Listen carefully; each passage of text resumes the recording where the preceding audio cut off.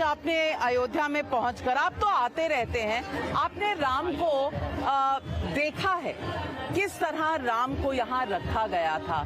वो जो दौर है आपने देखा है 1992 से पहले, 1992 के बाद, आज ये हमारे दर्शकों को बताइए कि तब और आज के बीच में किस दौर से ये हिंदू धर्म का एक चुनौतीपूर्ण समय था। तो ये बड़ा जो आपने कहा, बहुधा मीडिया के सारे मित्र यही कह रहे हैं, ये हिंदू धर्म का तीर्थ है, ये भारत का तीर्थ है। क्योंकि मेरे यहाँ अपने अपने राम में आपने देखा होगा टोपी लगाए बहुत सारे मुसलमान दोस्त आते हैं। लोग मुझसे पूछते हैं ये क्यों आए, तो मैं कहता हूँ मैं सनातनी हिंदू हूँ, ये सनातनी मुसलमान है। राम हमारा साझा पुरखा है, इनका भी पुरखा है, मेरा भी पुरखा है। 7 पीढ़ी पहले, 10 पीढ़ी पहले, 11 पीढ़ी पहले सामाजिक बाध्यताएं रही होगी, आर्थिक बाध्यताएं रही होगी, सैन्य शक्ति का बल रहा होगा, उन्होंने मत परिवर्तन कर लिया, लेकिन पुरखा उनका आप भी है। राम पर जितना हिंदू कवियों ने लिखा है उससे कम नहीं लिखा मुसलमान कवियों ने, उनके मन में आज भी है। ये तो लोगों को बताया गया कि राम हिंदुओं का है, राम हिंदुओं का, राम हिंदुओं का है। तो फिर हिंदुओं का जो राजनीतिक नेतृत्व था उसने कहा हाँ राम हमारा है। अब बताओ, अब कह रहे हैं राम का राजनीतिक इस्तेमाल हो रहा है। मैं किसी पार्टी के समर्थन विरोध में नहीं, पर मैंने अयोध्या आज से 30 वर्ष पहले देखी, 35 वर्ष पहले देखी, 18 साल की उम्र में पहली बार अयोध्या देखी। उसके बाद जब टेंट में थे रामलला तब देखी। वो अवांछित पत्थर जो उग आया था आतंकवादियों के कारण, आतताइयों के कारण, बलपूर्वक जो 500 साल पहले रोपा गया, मैंने उसको भी देखा।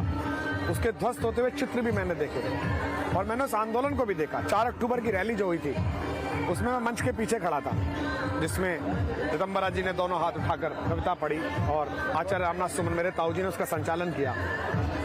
आज हिंदू सिंधु में उमड़ा अनोखा ज्वार है, देख ले संसार हिंदू शक्ति का अवतार है। अयोध्या आते थे तो दुख होता था, क्योंकि जब बड़े हुए तो रोम गए तो वेटिकन गए, उनका सेंट हुआ मदर टेरेसा जी का, तो हमको भी बुलाया गया, सुषमा दीदी को बुलाया गया, सबको बुलाया गया। हम राजनीतिक रूप से प्रासंगिक थे तो हमको भी कहा आप भी आ जाइए, हम भी गए। तो वहां देख के बड़ा दुख होता था, क्योंकि हमारे यहाँ भगवान का बेटा पैदा नहीं हुआ, हमारे यहाँ भगवान का मैसेंजर पैदा नहीं हुआ, हमारे भगवान ही पैदा हुआ। बिल्कुल, भगवान पैदा हुए। मैं आपसे पूछना चाहती हूँ, यहाँ एक चौपाई लिखी हुई है, इस चौपाई का तात्पर्य, इसका सार आप बताएं लोगों को।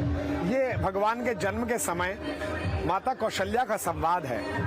कौशल्या जी से और दशरथ जी से भगवान विष्णु ने ये वादा किया था कि मैं आपके घर में पैदा होऊंगा, लेकिन जब भगवान पैदा हो गए तो वो शांत रहे, मर्यादा पुरुषोत्तम, धीरोदात्त, ना हंसे ना मुस्कुराएं। तो माँ ने उनसे कहा कि बेटा बन के पैदा हुए हो, भगवान बन के मत रहो, थोड़ा कीजिए शिशु लीला।